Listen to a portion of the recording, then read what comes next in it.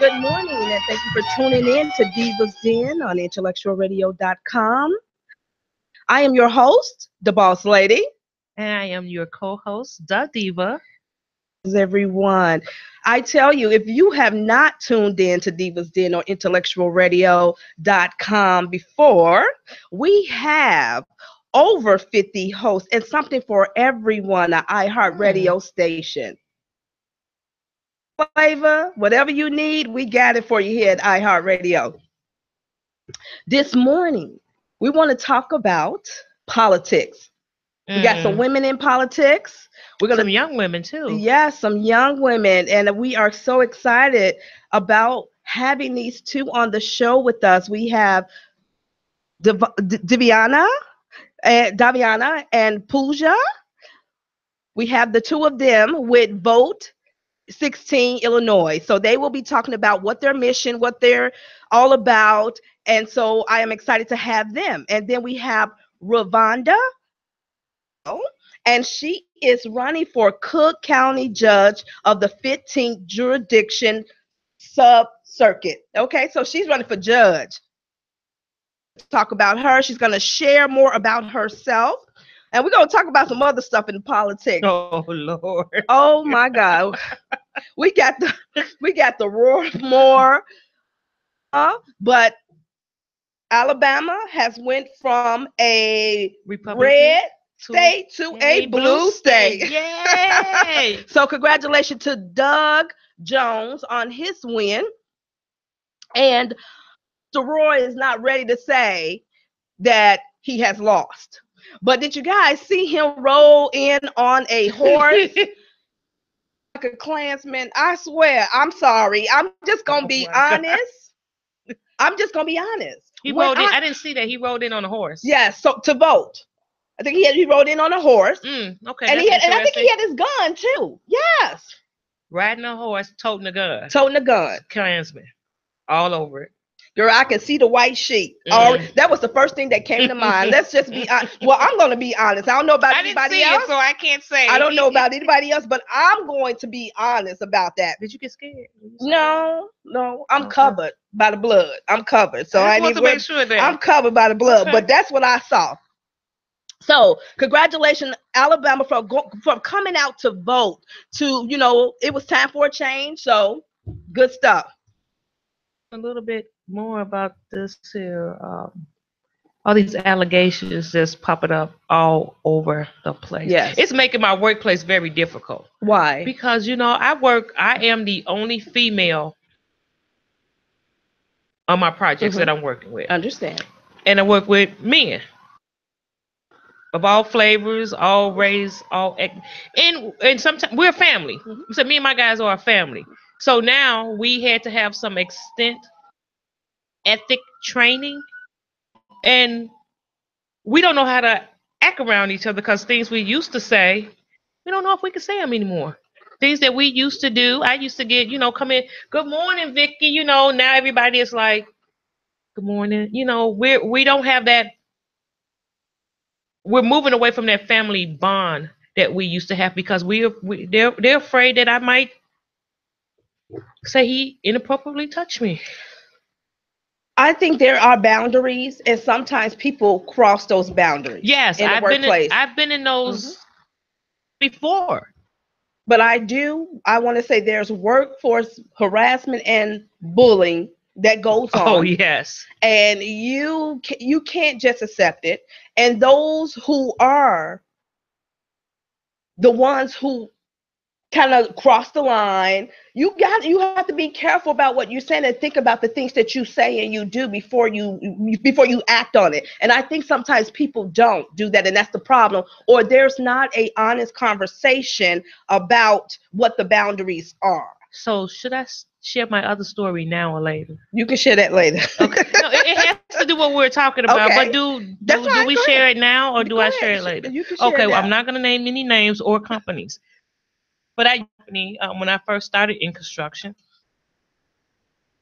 and I would go and get coffee for the guys in the morning. So this one particular day was going to go get coffee.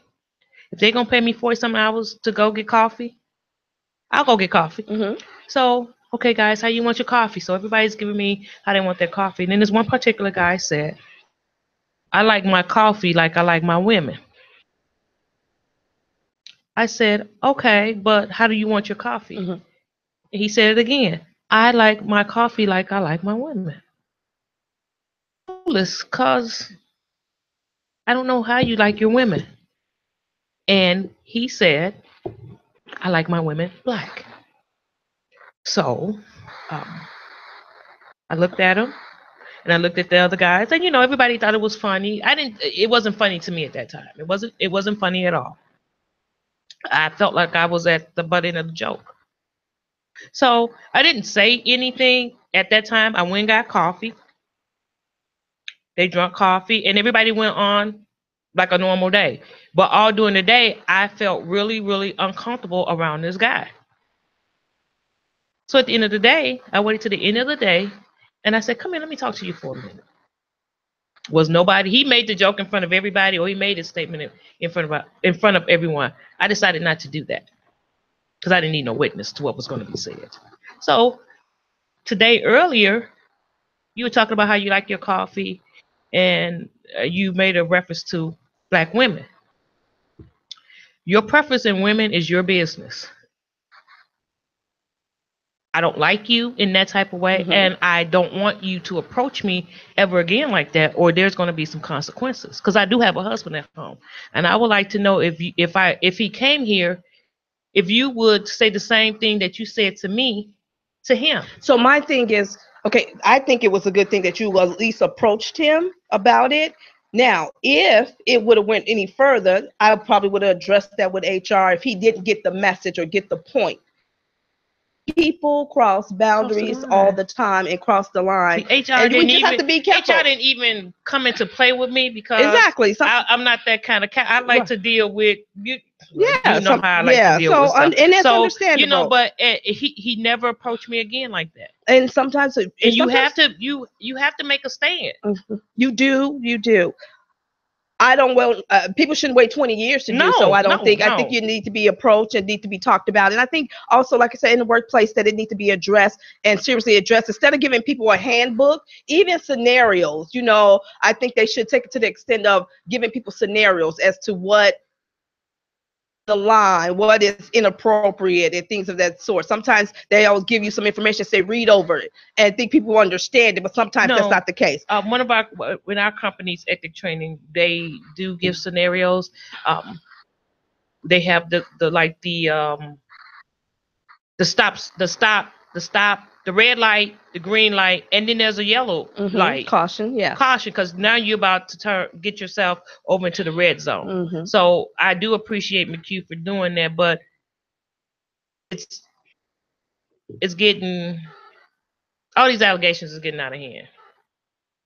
Well, it's 20, happening. 30, and 40 years, I don't think a woman should wait that long to do that. And then sometimes there's fear. So it's a lot of things that's involved with it. But I'm glad the fact that it's being talked about more.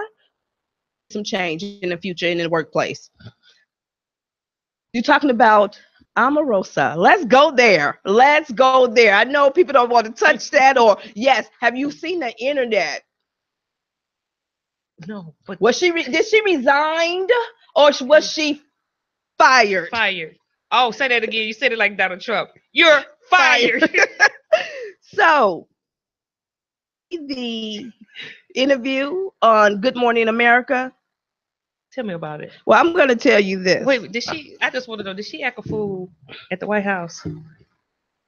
That she had, I can see them probably dragging her out or telling her that she can no longer have access. You have to leave the premises now. She can no longer have the access that she previously had with the number 45. Since we number 45. I think that's why she decided. I don't know if she got fired or not, but she said she for her people. Who are her people? I don't know. Well, according to the internet and social media, she lost a black card. Did we give her away? I thought we gave her away. We gave a whole bunch of people, but we don't want them back. Yes. So, I wish her well, but I guarantee you we're going to see more of her. She's gonna write a yes, book, of course. She's gonna do she's an angry black woman now. Yes, we are. She's going to do a tell-all, I'm Oh sure, my a God. tell-all, and I'm sure it's gonna be some interesting stories about number 45. Did we want to know? Why I'm sure. is he the only president that doesn't seem to get in any kind of trouble? Everything that he does is It's okay. it's okay.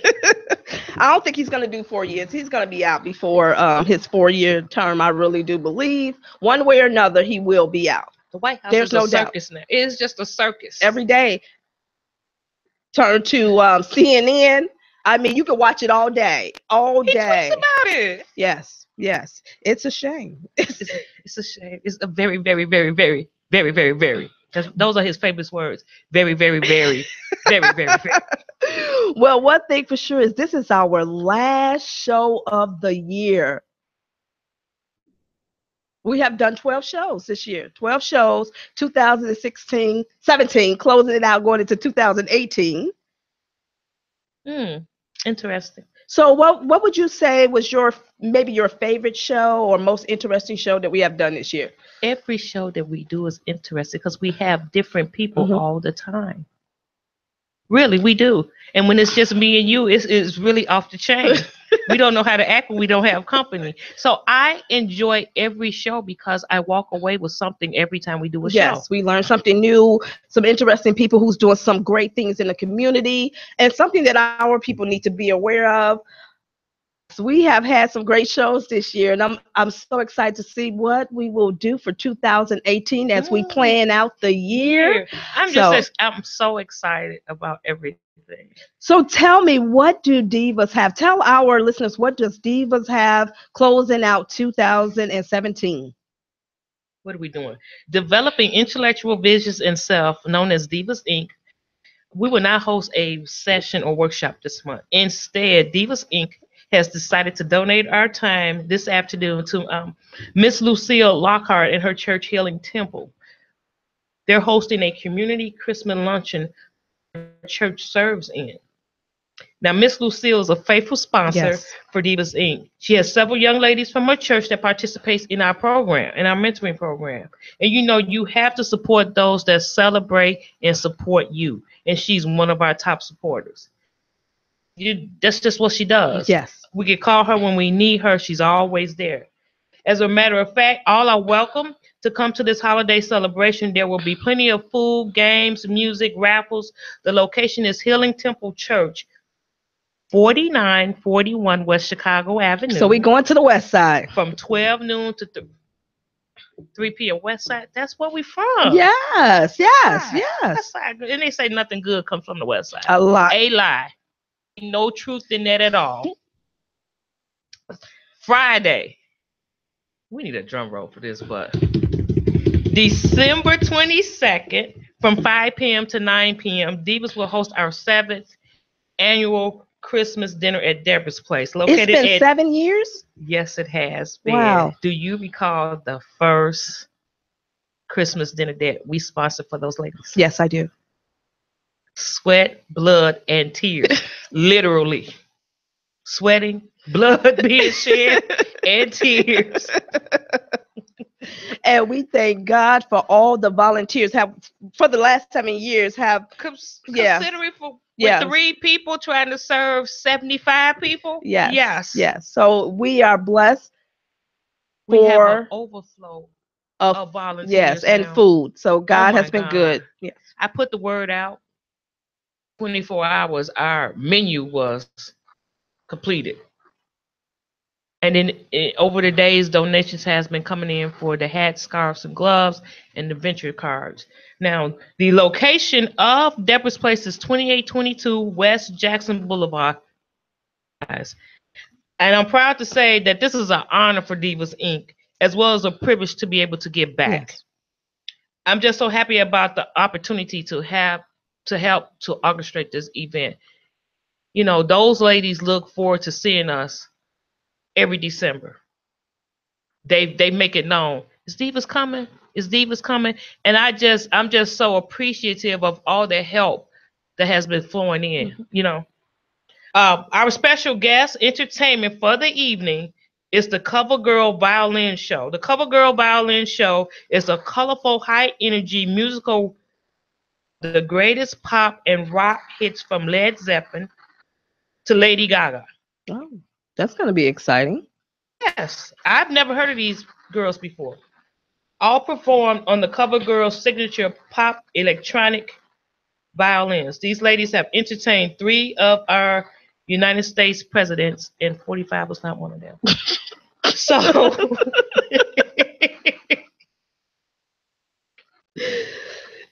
you know what? I take that back because if he asks, they may go and perform. I don't know. It's a possibility. I shouldn't put that out. Those are my thoughts. That is not theirs. Excited to see and hear them perform. Again, I find this a privilege and an honor that they chose to partner with Divas Inc. Yes, I agree. To make this a success, to make this even a success and one for the ladies of Deborah Place to remember. Diva Sponsorship Appreciation, which we do every year, beginning of the year, we like to take the time to show our sponsors donated to us that we really appreciate them. And we do this by having a luncheon for them. We have music, raffle gifts, and we discuss things with them of the upcoming year that Divas plans to do. And it always turns out to be a great success. You know, like I said, it is good to show people that you appreciate them. Out about all our events and workshops that Diva Inc. conducts or what we're participating in, you can visit our website at divas-inc.org. Again, our website, divas-inc.org. You can call us at 1-855-462-3482. You can go on Facebook and visit our Facebook page, Developing Intellectual Visions and Self. You can inbox us. You can DM, which I found out was direct message. I didn't know what that was. And also, please visit our page, Divas Den, and like it also. We have a ton of information and resources that we post on these pages, from job opportunities and just information as far as politics and whatever else is going on in our community. You can find it on our pages. Yes, and feel free to donate. I'm going to say donate. Even if it's a donate button, isn't it? Yes, it is. Even if it's $1, $2, everything helps. Believe me, nothing goes in our pockets. Everything goes back to the community and some. So we appreciate any donations. Anything, any information you want to share, if you want to be on the show, reach out. If there's any topics in particular that you want to hear from the Divas Den, please reach out. Definitely. Now, we appreciate it. One question. Here we go. Since we're coming to the end, smile. I'm not going to do you like that. You're looking like, please don't do me. I'm ready. I just lost my. Don't do that to me. Okay. Throughout this year, what would be the most valuable lesson that you have learned? Valuable lesson I have learned is to continue to keep the faith, because God got me. This has been a very blessed year for myself. Unforeseen situation happened at the beginning of the year. And I started my own company. I have enjoyed my summer. I have met some amazing people. I've traveled this year, and nothing has fallen apart. So continue to keep the faith, less stress, and sometimes less is more. Less is more. Sometimes we want to have more things sometimes, but it's not. Things cause sometimes additional stress, additional finances. So life has been good for 2017. Why do I want to keep saying 2017? And I'm so excited about 2018 and what the future holds for myself, my family, my friends, Divas, BL Consulting and Services. So I'm excited about going into 2018. What about yourself? I was waiting on that. Well, all of that, as you have, I have experienced too. The traveling, just being blessed beyond. I am blessed beyond measures. Yes. But one thing in particular that I just learned this lesson, and it took me more than 9 years to learn this lesson, and I learned it a couple days ago. Not to let my emotions hijack my intelligence.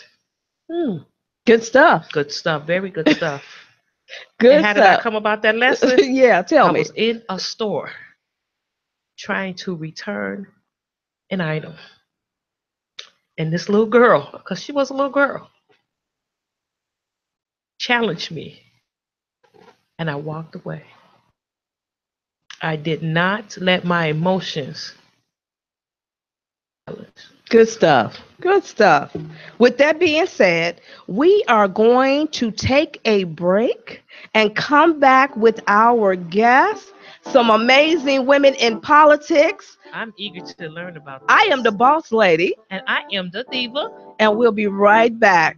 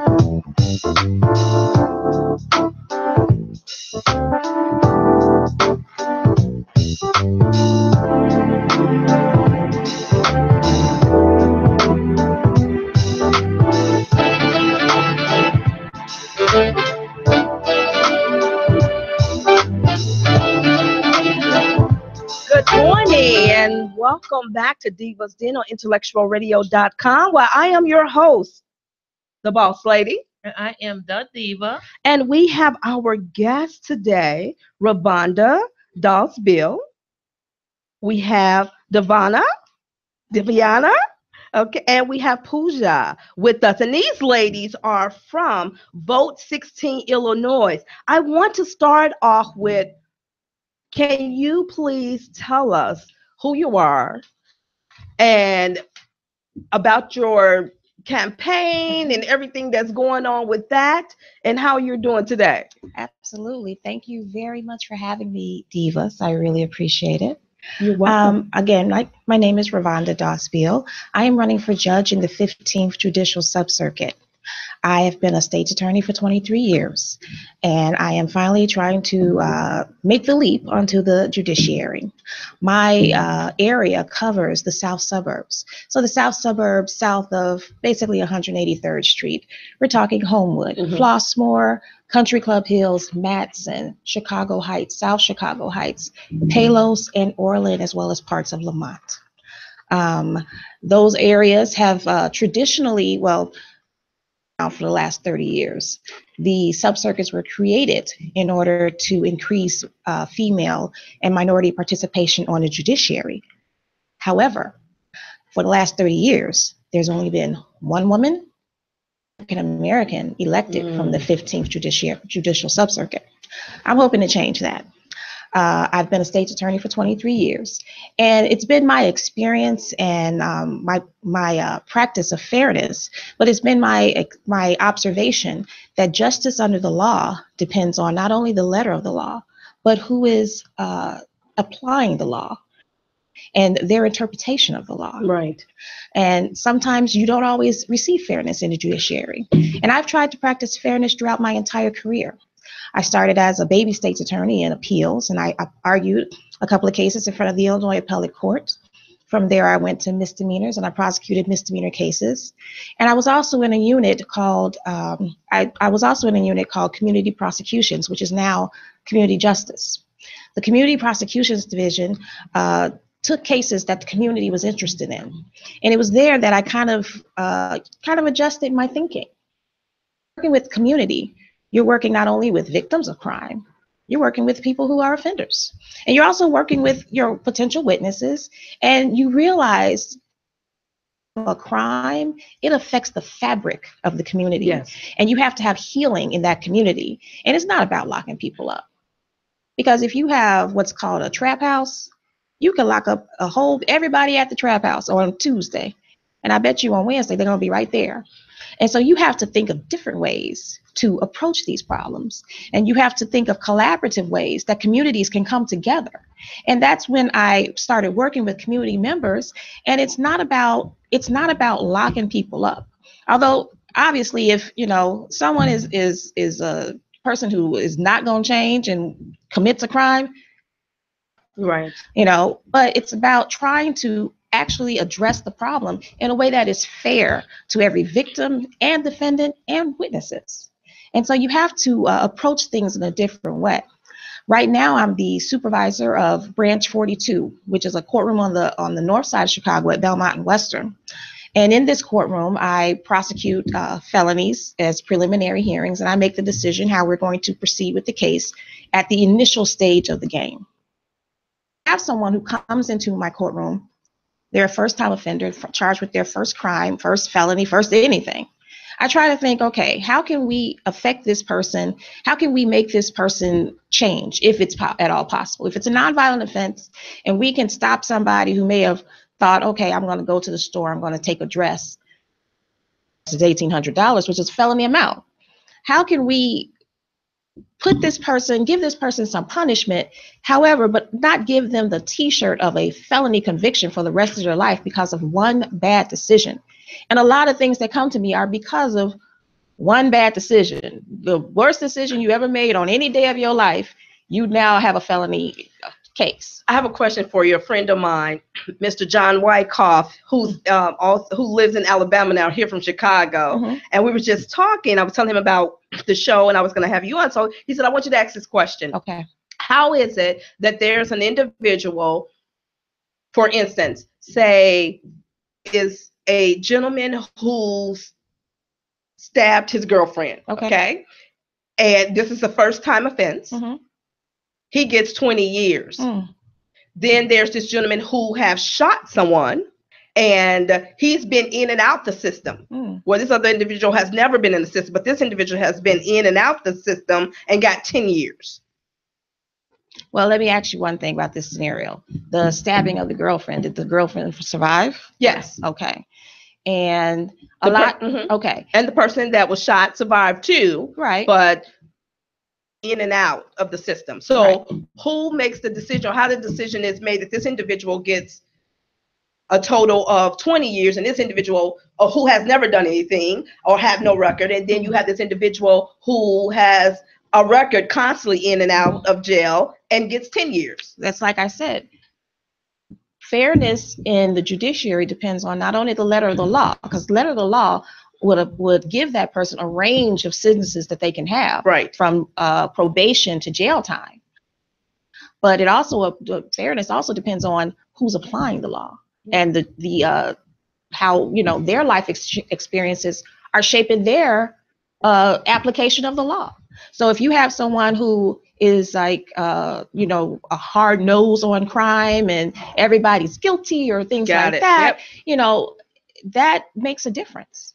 But if you have someone who's had an array of experiences, who has a history of being fair in their walks of life, and has exhibited fairness throughout their career, person on the judiciary, then you would have someone who would have a more balanced approach to sentencing. So that's why we need some balanced people with who have a balanced approach to sentencing, because it's not always about locking people up. Sometimes it's about just trying to figure out the best way in order to not only have safety in the community, but also send that person a message that their behavior that they exhibited on that day is not acceptable. Understand.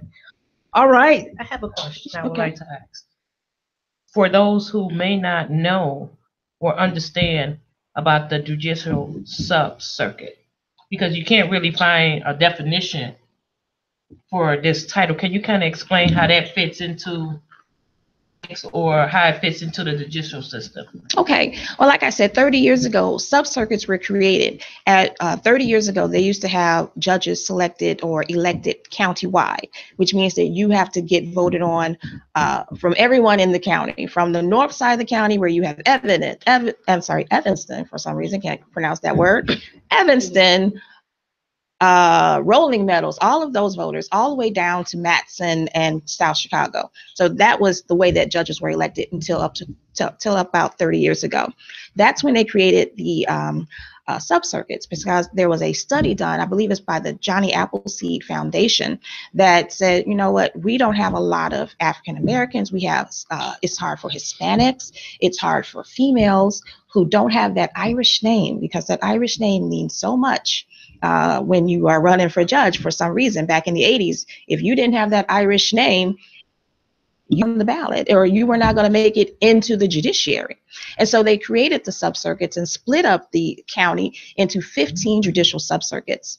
Some sub-circuits are basically in the city, and then you have some that are in the suburbs. The 15th sub-circuit has no city area at all. It is only the suburbs. So the sub-circuit that, there's a few on the north that have no city at all, but the 15th sub-circuit has only elected one woman and one African American in the 30 years, which kind of defeats the purpose that sub-circuits were created for, right, which was to increase minority and female representation. I understand. My Vote 16 Illinois ladies, can you please introduce yourselves and also share exactly what your mission is for your organization? I'm Daviana Soberanis. I go to Northside College Prep. I'm a junior there.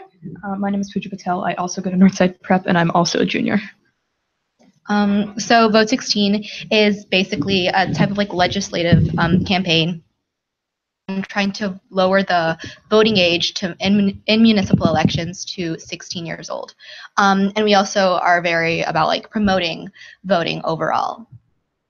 Yeah, and basically overall we're kind of more into getting young people involved into politics, because we know that it's pretty difficult, because politics kind of seems closed off to people that are older, and we basically want to change that and give young people a seat at the table when they wouldn't initially have one. At 16 years old, I was not thinking about politics. I was thinking about and so what encouraged you ladies to get out there and be more involved as to what's going on? I mean, personally, for me, I think it started with the 2016 election. So I come from a community where a lot of the people I know are being directly affected by all of these policies that the current president is putting into place. So it kind of woke me up, and it increased my interest in politics. And eventually I began to start working, and that's when I got involved with Vote 16. Okay. For me, it's kind of similar. It also kind of came down to this election, and it's I realized that I knew what was going on, but I was just upset because I couldn't do anything about it. Got it. And people wouldn't listen to me when I had something to say, so I just wanted to do something that would let young people into politics. And so this right here has let me know that has put a lot of stress on a whole lot of people, because as you just said, at 16 we were not worried about politics or voting. We left that for our elders because we knew that they were going to make the right decision. We were thinking about hanging out. So, I applaud you young ladies for stepping up and demonstrating that, and you do have a mind at 16 and 17. Because at first I was thinking, when I was reading this, 16 and 17, they want to vote. What do they really vote? I'm like, okay, this might be a difficult show for me, because I'm like, okay, my son being 16 and 17, and wasn't gonna trust that for him to make the right decision to go out there and vote for a candidate. But listening to you guys talk and just thinking, 2016 election has stressed everybody out. Mm-hmm. You guys are too young to be stressed out, but I do applaud you for taking part in the Vote 16 Illinois. Yes. Pooja, you are the outreach coordinator. So explain that role. So basically, I'm one of two political outreach coordinators on the board, and in essence, initially I was on the political outreach committee, and as a whole, we have a committee structure. So for political outreach, we basically talk to elected officials, partisan organizations. So that would be like meeting with aldermen, meeting with representatives. We met with city clerks and a few mayors as well. So it's basically about kind of getting Vote 16 out to elected officials, making it known. So for when we actually do have legislation on the ballot, or if we need someone to introduce something, then they can help us out with that, and then they're aware of us and know what's going on. And so how do they receive you when you come in, 16 to 17 year olds saying, hey, I want to do this, or we want to vote, or we have an opinion, and so on and so forth? Well, we mainly started out with people that we were constituents of. So, since we were their constituents, they kind of had to let us in and talk to us a little bit. But we have this little presentation that we give to elected officials, which basically just outlines who we are, the kind of background and history behind our organization, what we've achieved, and the justification for it. And they've all been convinced through what we've told them. So some of them have admitted, I was a little bit skeptical at first, but we end up convincing them at the end. Good stuff. Yeah. Let's see. In your role, you are, tell us what your role is on the board of directors, or the board member, as a board member. So I'm in charge of field organizing with another person. So that's mainly about meeting with community organizations, getting the word out to other people. So we recently did a presentation, I think in August, to Chicago public school teachers. So I think it was 40 schools represented. And some were interested. So we put up a curriculum for people to look at during their elections unit, because Chicago Public Schools now has that requirement of a civics So we did that. We meet with organizations that are established already. We're trying to make connections. We have a group of us are trying to get people in more schools, so student representatives as well. So do you guys go to Chicago Public Schools to talk to student council? Do they even have student councils anymore? Yes. Okay. They do. They do. Okay. Got it. So our outreach is mainly through, I worked at Shed Aquarium this summer. So I met a lot of people there, and I reached out to them, and I was like, if you have any interest, or if you know someone who would be interested, let us know, because we're trying to expand as much as possible. Right. Got it. Okay. How did you guys end up at the Alliance Youth and Media event? Was that one of the connections that you guys have, or partners? So we spoke with one of the coordinators in the San Francisco campaign, because this is national as well. So she knew Jason and Maya, who eventually contacted us, and so we wrote something for the issue, and that's how we got invited and how we ended up there. Yeah, you guys did a good job. That's why you're here, because I was so impressed. I'm like, 16, 17, these girls are 16 and 17 years old, talking about voting and politics, and the presentation was great, definitely. So how do young people or any other organization who want to talk with you or get more involved with your organization, how do they reach you? So we have a website, and there's a form on there where you can sign up to be on a committee. And that's for someone who's more involved within the organization. So we have tasks for people to do.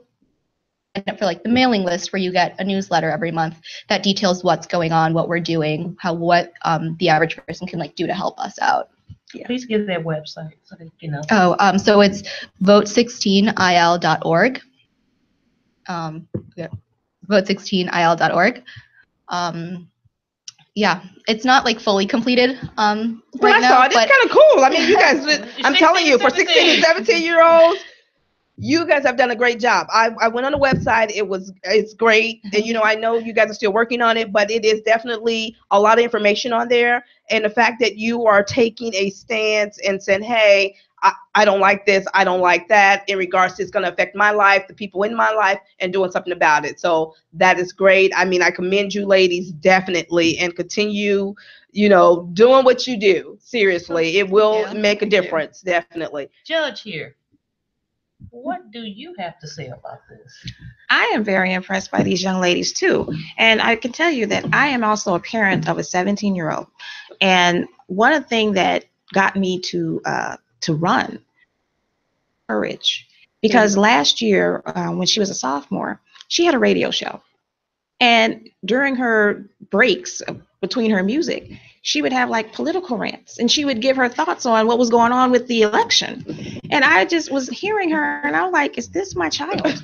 And I was very impressed. And I think a lot of teenagers these days, with access to the internet, and they're just a lot more informed than I know I was as a 16-year-old. I was just having a conversation with my 19-year-old and my daughter, and we were talking about net neutrality and how that's going to affect them, and they were very upset about the whole question of net neutrality. So I applaud these young ladies as well, as being for this, because this is an awesome thing, and I encourage you to stay involved and get involved. And I got a campaign going if you want to volunteer for me.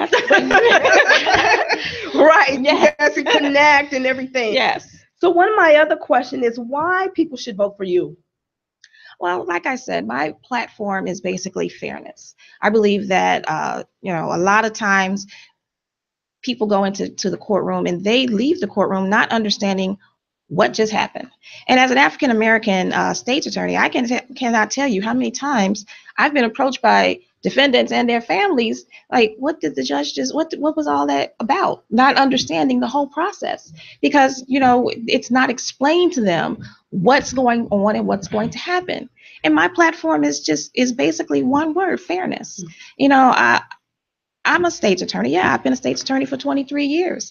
And as a state's attorney, people have this impression that, oh, you just want to put everybody in jail, and that's not true. As a state's attorney, I want to affect lives in a positive way.